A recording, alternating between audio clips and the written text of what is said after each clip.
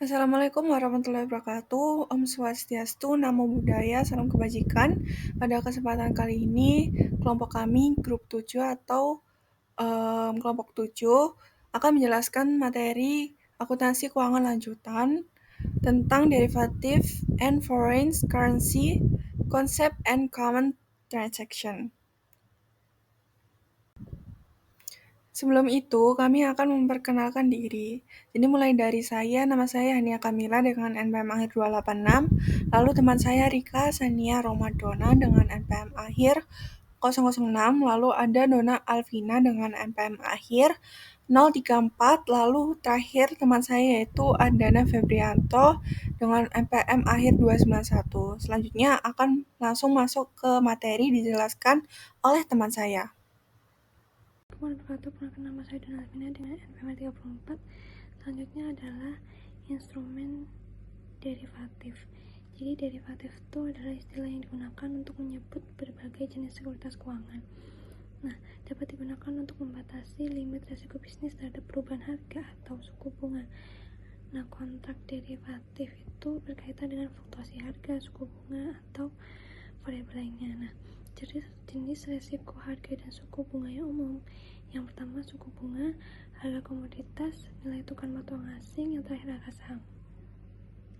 Selanjutnya yaitu hedge transaction.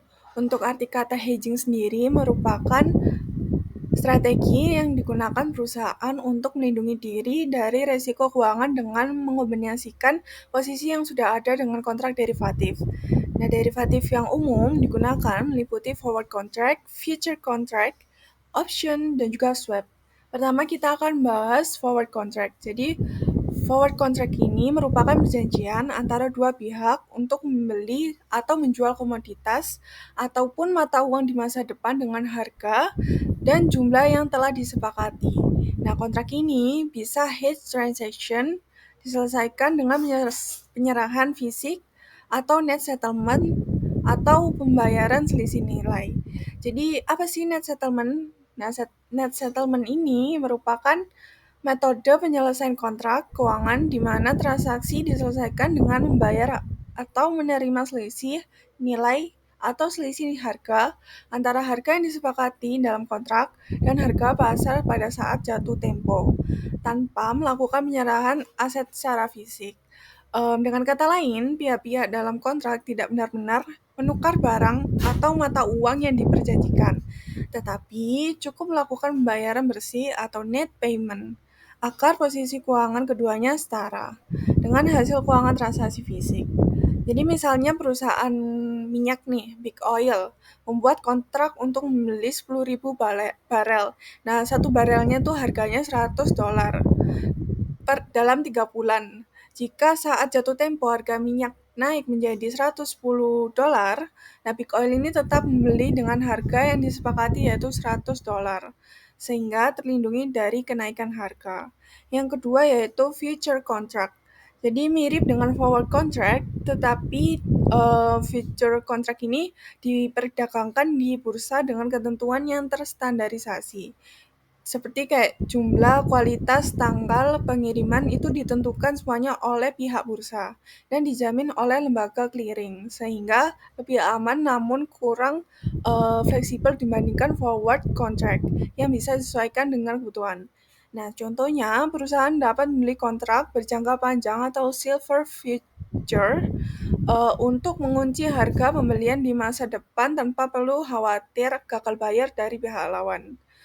Dan selanjutnya yaitu option.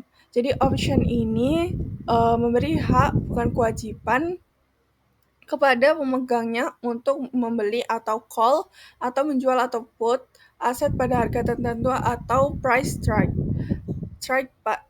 price. Jadi opsi ini digunakan untuk mengelola risiko harga dan dapat dihargai menggunakan modal seperti Black Scholes.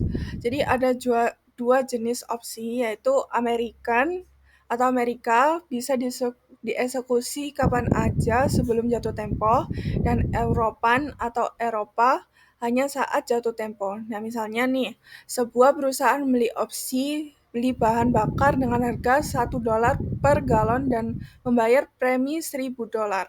Nah, jika harga pasar naik menjadi 1,10 atau $1.10, perusahaan mengeksekusi opsi tersebut untuk membeli lebih murah.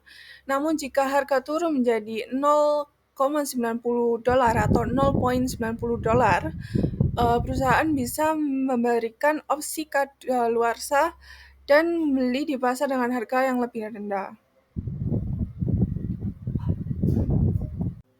Di sini kita masih membahas hedge transaction, yaitu swap. Jadi swap ini merupakan kontrak keuangan antara dua pihak untuk menukar arus kas atau cash flow di masa depan berdasarkan suatu nilai pokok atau notional amount. Jenis swap yang paling umum adalah interest rate swap atau swap suku bunga, yaitu perjanjian untuk menukar pembayaran bunga tetap dengan bunga mengambang atau variable rate guna mengelola risiko perubahan suku bunga. Jadi di sini ada tabel yang menggambarkan interest rate swap. Jadi swap yang pada umumnya atau paling umum. Jadi kontrak ini di mana dua pihak sepakat menukar arus kas bunga berdasarkan jumlah pokok tertentu. Biasanya disebut notional amount. Jadi tujuannya adalah untuk mengubah profil bunga utang. Misalnya dari bunga mengambang atau variable rate menjadi tetap atau fixed rate agar perusahaan tidak terpengaruh oleh fluktuasi suku bunga pasar.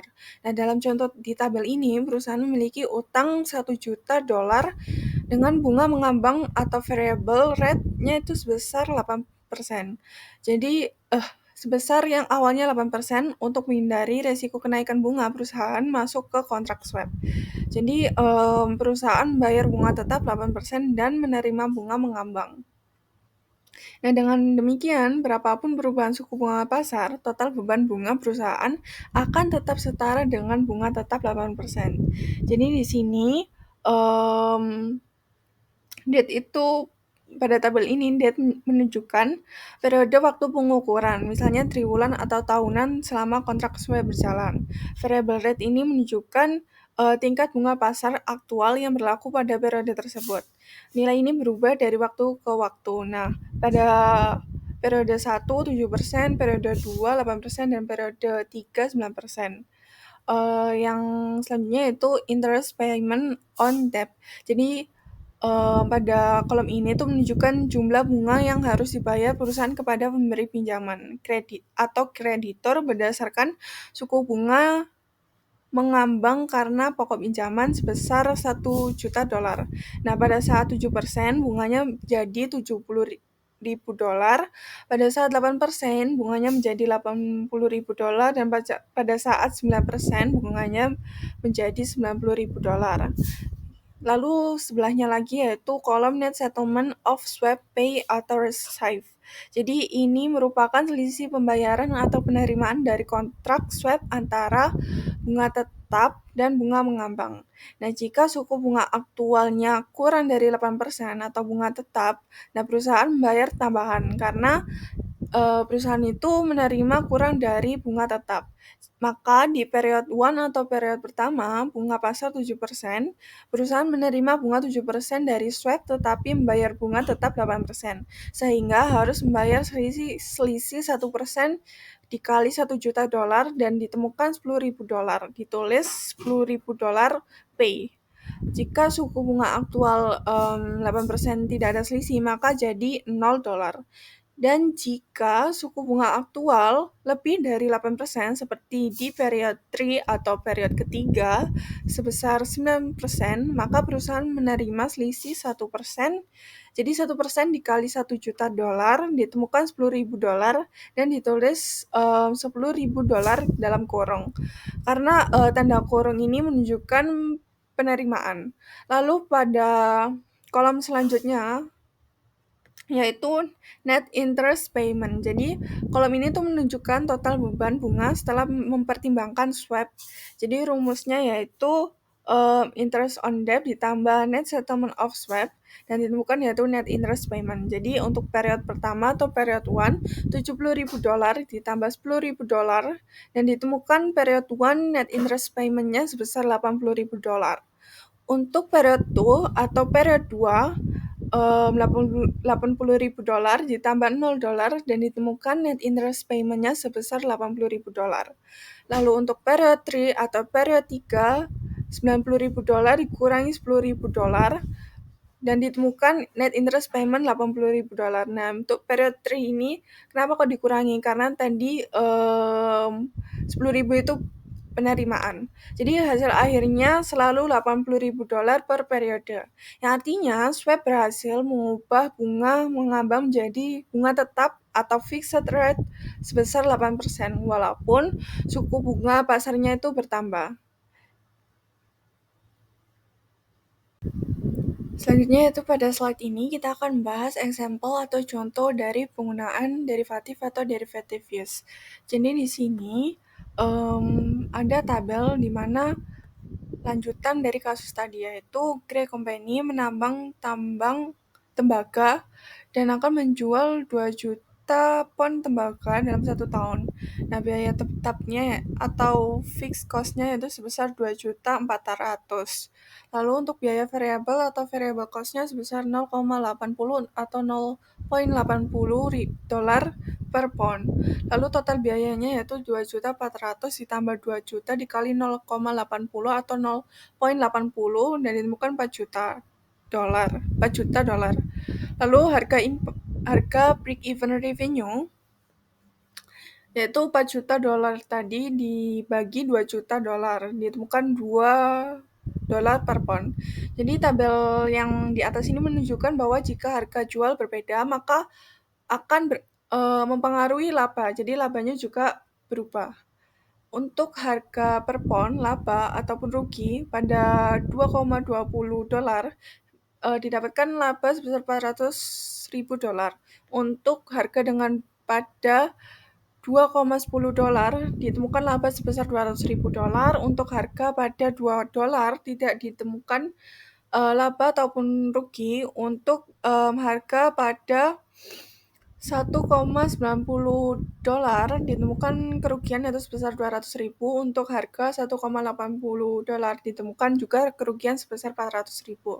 Jadi Grey ini memutuskan untuk menjual tembaga masa depan melalui contract forward contract atau kontrak forward dengan harga tetap 2,20 per pound kepada perusahaan Pro. Artinya, Grey mengunci harga jual di 2,20 dolar untuk 2 juta pound yang akan menghasilkan laba sebesar 2,20 dikurangi 2,20 dikurangi 2 dolar dibagi 2 juta pound dan ditemukan $400.000. Jadi ada 6 alasan mengapa Grey itu melakukan hedging atau forward contract. Jadi alasan pertama yaitu menghilangkan risiko fluktuasi harga. Jadi Grey ini tidak perlu khawatir jika harga tembaga turun di masa depan karena jika harga turun ke 1,80 dolar atau ke 1,90 dolar, Grey tetap mendapatkan 2,2 dolar per pound. Jadi tetap untung $400.000. Nah, risiko harga gini tuh dipindahkan ke Pro. Yang kedua, alasannya yaitu kepastian laba dan arus kas dengan harga tetap 2,20 dolar atau fixed price-nya 2,20 dolar. Grey tahu pasti bahwa akan memperoleh laba karena kepastian ini tuh sangat penting untuk perencanaan keuangan dan operasional. Lalu yang alasan ketiga yaitu mempermudah mendapatkan pinjaman atau financing. Jadi karena resiko harga sudah dihilangkan, maka bank melihat bisnis Grey itu lebih stabil sehingga Grey ini lebih mudah mendapatkan pinjaman yang lebih rendah dan juga lebih mudah mendapatkan pendanaan. Alasan yang keempat yaitu manfaat pajak dan stabilitas laba. Jadi laba besar itu pasti kena pajak. Lalu rugi yang tidak bisa langsung dikompensasikan dan harus dibawa ke tahun berikutnya, maka otomatis itu nilainya akan menurun karena time value of money. Jadi lebih baik tuh laba itu stabil daripada naik yang fluktuatif. Lalu yang kelima yaitu Grey menghindari resiko kebangkrutan. Jadi jika harga tembaga turun terlalu banyak, Grey bisa rugi besar dan gagal bayar biaya tetap. Jadi dengan kontrak forward ini resiko seperti itu bisa hilang. Lalu alasan yang terakhir atau alasan yang keenam yaitu insentif manajerial dan reputasi. Jadi manajer mungkin mendapatkan bonus dari laba yang stabil atau dari pencapaian target tertentu karena hedging ini mampu menjaga stabilitas kinerja. Jadi kesimpulannya, Gray mengorbankan potensi keuntungan yang lebih besar jika harga nanti naik, misalnya naik ke 2,40 dolar. Tetapi sebagai gantinya, Gray itu mendapat kepastian keuntungan dan keamanan keuangan. Jadi tujuan utama Gray melakukan hedging atau forward contract ini yaitu untuk mengelola risiko harga komoditas, bukan mencari untung dari spekulasi. Jadi selanjutnya, untuk tabel yang kedua, Grey Company menambang tembaga dan menghadapi risiko bahwa harga tembaga di masa depan itu bisa naik atau turun. Jadi, sebentar. Jadi, untuk mengelola risiko ini, Grey itu bisa tidak melakukan apa-apa atau unhedge. Jadi, karena risiko ini tuh sangat tinggi, maka dengan unhedge berarti beresiko tinggi tapi potensinya untung besar. Lalu kita bisa melakukan forward contract dengan harga dikunci, resiko hilang tetapi potensi untung terbatas. Lalu Bre juga bisa menggunakan option contract. Jadi seperti beli asuransi harga, jadi tetap bisa untung kalau harga itu naik, tapi terlindung kalau harganya turun. Lalu Grey bisa melakukan hedging dengan forward contract kan tadi. Jadi Grey bisa menjual tembaga 2 juta pound melalui forward contract dengan harga tetap 2,20 dolar per poundnya. Jadi tabel di bawah ini atau tabel yang kedua menunjukkan hasil laba dalam dolar pada berbagai harga pasar. Untuk market price atau harga pasar sebesar 2,40 dolar dengan forward price 2,20 dolar, maka Grey mendapatkan unhedged profit sebesar 800.000 dolar dengan loss on forward sebesar 400.000 dolar jadi total income-nya sebesar 400.000 dolar. Lalu dengan market price atau harga pasar sebesar 2,20 dolar dengan forward price yang sama, maka Grey akan mendapatkan unhedged profit sebesar 400.000 dolar dengan tidak ada gain atau loss on forward. Jadi total income-nya yaitu 400.000 dolar. Lalu dengan market price sebesar 2 dolar dengan forward price sebesar 2,20 dolar, maka Grey tidak mendapatkan unhedged profit ataupun loss, dan juga Grey mendapatkan gain on forward sebesar 400.000 dolar, maka ditemukan total income-nya sebesar 400.000 dolar. Lalu dengan market price atau harga pasar sebesar 1,80 dolar dengan forward price sebesar 2,20 dolar, maka ditemukan dan didapatkan unhedged loss sebesar 400.000 dolar.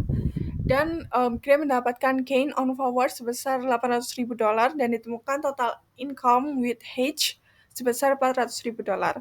Artinya, setiap kali harga pasar berubah, laba dari kontrak forward berubah ke arah berlawanan dengan laba tanpa lindung nilai. Jadi dari semua market price, maka hasil akhirnya tuh tetap 400.000 dolar apapun harga pasarnya kan. Jadi forward hedge menghapus resiko fluktuasi harga sepenuhnya. Jadi itulah contoh dari perfect hedge.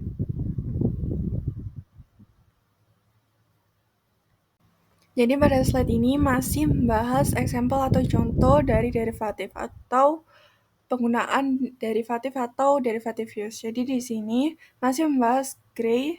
Jadi sekarang Gray itu mempertimbangkan untuk membeli put option dengan exercise price sebesar 23,30 per pound dan juga biaya opsi sebesar 0,05 per pound. Jadi totalnya itu 100.000 dolar untuk 2 juta pound. Jadi opsi ini tuh memberi hak tetapi bukan kewajiban untuk menjual tembaga di harga 2,30 per pound. Jadi jika harga pasar turun di bawah 2,30 dolar, Grey bisa menjual pada 2,30 dolar. Jika harga pasar naik, Grey tidak perlu memakai opsi dan bisa jual di pasar dengan harga yang tinggi. Lalu untuk tabel ini yaitu tabel dampak pada laba. Jadi jika market price atau harga pasarnya 2,45 dolar, maka option exercise-nya itu no. Lalu untuk unhedged profit sebesar $900.000 dan gain from option sebesar $0 dan option cost sebesar $100.000 dan ditemukan net profitnya sebesar $800.000. Lalu untuk market price sebesar $2,35, untuk optionnya yaitu no, lalu untuk unhedged profitnya sebesar $700.000 dan juga tidak ada gain from option, lalu option cost-nya sebesar $100.000 dan juga ditemukan net profit akhirnya yaitu $600.000. Lalu untuk market price atau harga pasar sebesar $2,30, optionnya itu no, lalu unhedged profitnya sebesar $600.000, lalu tidak ada gain from option, lalu option cost-nya sebesar $100.000, dan terakhir ditemukan sebesar net profit yaitu $500.000. Lalu untuk market price atau harga pasar di $2,25, optionnya yaitu yes, lalu unhedged profitnya sebesar $500.000, lalu gain from option ada sebesar $100.000, lalu option cost-nya sebesar $100.000, lalu net profit sebesar $500.000.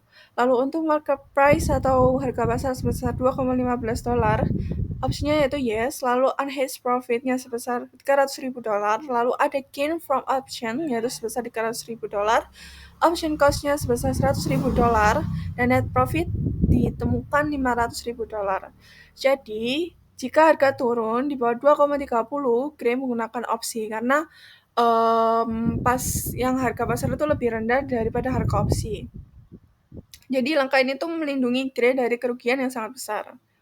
Lalu jika harga naik di atas 2,30, Gray tidak menggunakan opsi dan jual di pasar.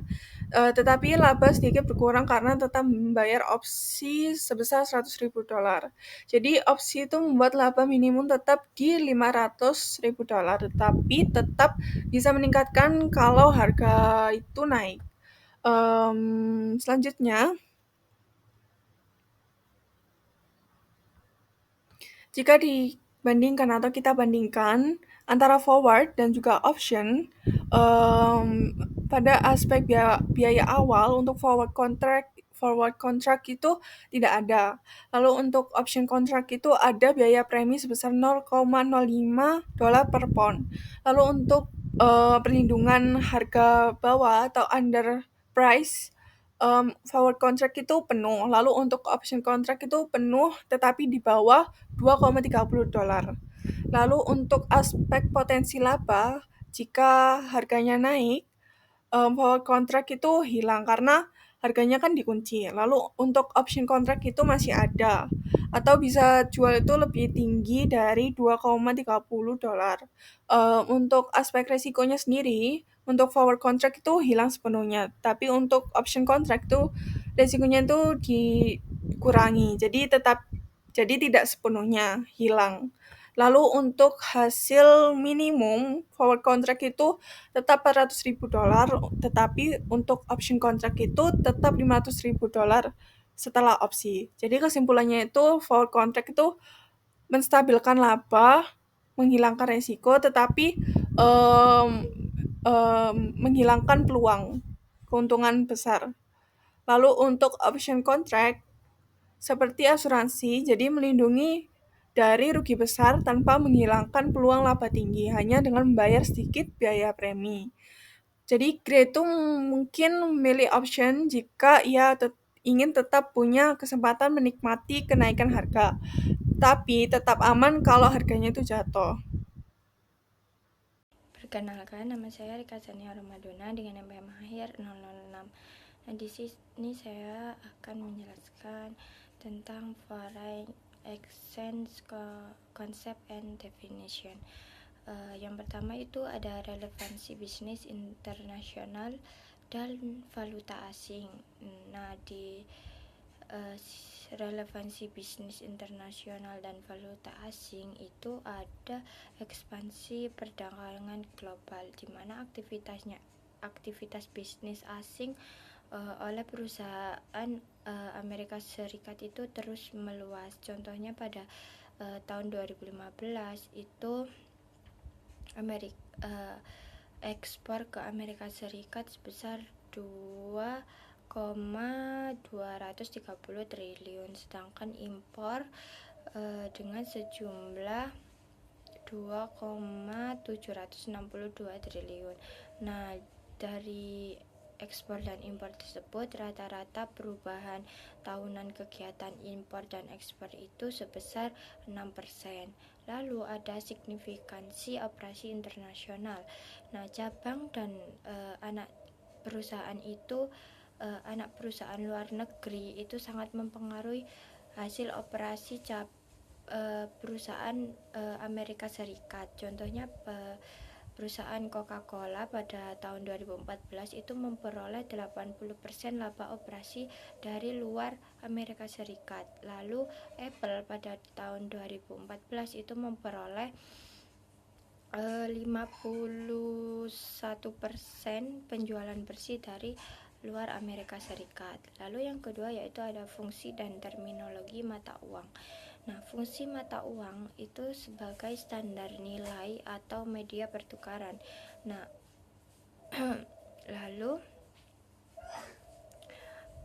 atau bisa menjadi unit pertukaran untuk transaksi pada ekonomi.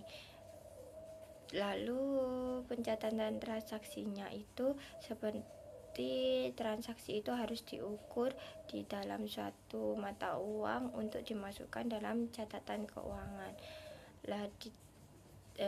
Di fungsi terminologi mata uang itu ada demonisasi vs pengukuran. Itu mata uang yang diukur yang dapat melunasi piutang atau utang. Lalu pengukuran sendiri itu mata uang yang digunakan untuk mencatat transaksi dalam catatan keuangan entitas tersebut. Selanjutnya yaitu ada nilai tukar atau exchange rate, di mana rasio antara satu unit mata uang dengan jumlah mata uang yang lain itu dapat ditukarkan pada waktu tertentu atau harga untuk mata uang tersebut. Di nilai tukar ini ada kutipan langsung itu dari sudut pandang Amerika Serikat. Contohnya 1,41 dolar itu sama dengan 1 pound. Sedangkan di kutipan tidak langsung dari sudut pandang Amerika Serikat itu contohnya 0,709 pound itu sama dengan 1 dolar. Lalu ada jenis-jenis nilai tukar berdasarkan fleksibilitas. Yang pertama yaitu ada nilai tukar tetap atau resmi yang ditetapkan oleh unit pemerintah dan tidak berubah akibat fluktuasi pasar mata uang. Lalu yang kedua ada nilai tukar ganda, yaitu pemerintah itu dapat menetapkan tarif yang berbeda untuk jenis transaksi yang berbeda, misalnya tarif untuk impor atau tarif untuk ekspor.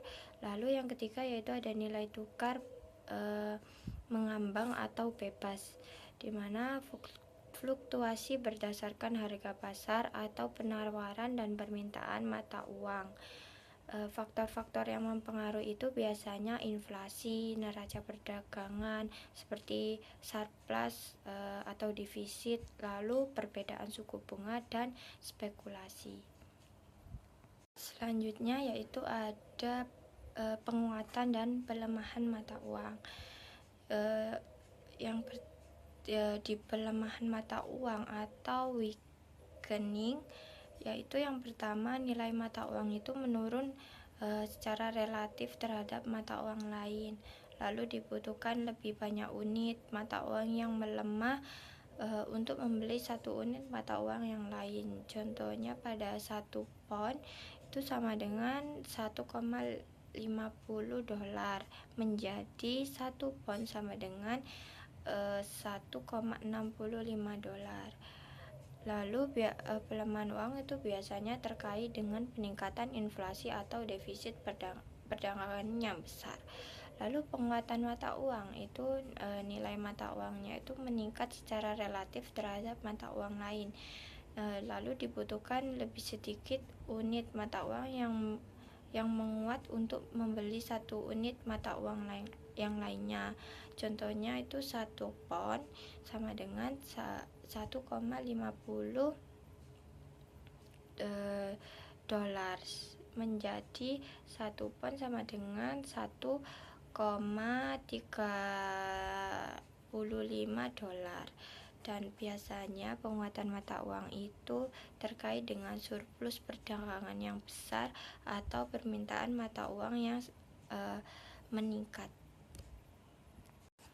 Lalu yang terakhir di sini ada jenis-jenis nilai tukar berdasarkan waktu atau akuntansi dan kuotasi valuta asing dan biaya transaksi.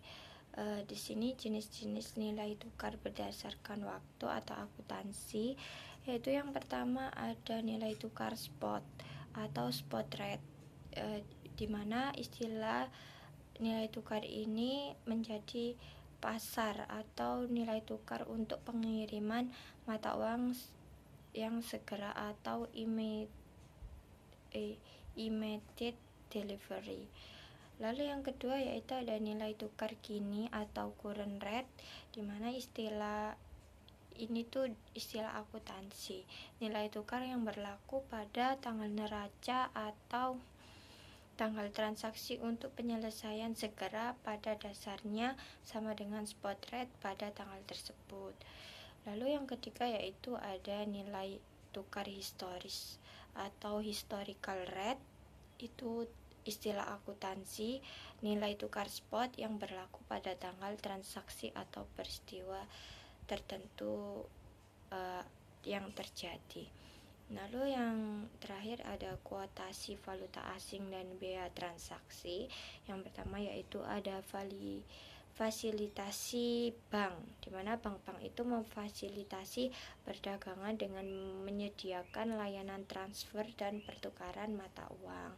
Lalu yang kedua yaitu ada spread bank, di mana bank itu mendapatkan pembayaran atau keuntungan untuk layanan penukaran mereka dari selisih antara harga jual dan harga beli mata uang tersebut. Selanjutnya akan dijelaskan oleh rekan saya. Assalamualaikum warahmatullahi wabarakatuh. Perkenalkan, nama saya Arjan Fabrianto dengan tema akhir 91. Kali ini saya akan menjelaskan tentang pengukuran dan denominasi. Denominasi adalah mata uang di mana suatu piutang atau receivable atau utang payable harus dibayar. Contoh faktur dari Inggris berdenominasi dalam pound. Yang kedua ada pengukuran. Mata uang di mana suatu piutang atau receivable atau utang payable dicatat dalam pembukuan keuangan entitas. Contohnya, perusahaan Amerika Serikat akan mengukur atau mencatat transaksi tersebut dalam dolar Amerika Serikat. Selanjutnya ada 3 tahap pencatatan transaksi mata uang asing. Tujuannya piutang atau utang dalam mata uang asing harus disesuaikan untuk mencerminkan kurs saat ini pada tanggal neraca dan penyelesaian. Yang pertama, tanggal transaksi awal. Pencataan awal transaksi penjualan atau pembelian diukur dan dicatat dalam dolar Amerika Serikat menggunakan spot rate pada tanggal transaksi. Hasil tidak ada untung atau rugi kurs yang dicatat pada saat pencatatan awal. Yang kedua ada tanggal neraca atau period end. Penyesuaian saldo piutang atau utang mata uang asing yang tersisa disesuaikan remeasured untuk mencerminkan current rate atau spot rate pada tanggal neraca. Hasil untung atau rugi kurs, exchange gain or loss, yang timbul dari penyesuaian ini dimasukkan dalam laba rugi tahun berjalan. Yang terakhir ada tanggal penyelesaian atau settlement. Pelunasan piutang atau utang dicatat menggunakan spot rate pada tanggal penyelesaian. Hasil untung atau rugi kurs dicatat berdasarkan perbedaan antara jumlah dolar Amerika Serikat yang dibayarkan atau diterima dengan nilai piutang atau utang pada tanggal penyesuaian terakhir, tanggal neraca. Sekian penjelasan pembahasan materi dari kelompok kami, grup 7 atau kelompok 7. Maaf bila ada salah kata. Wassalamualaikum warahmatullahi wabarakatuh.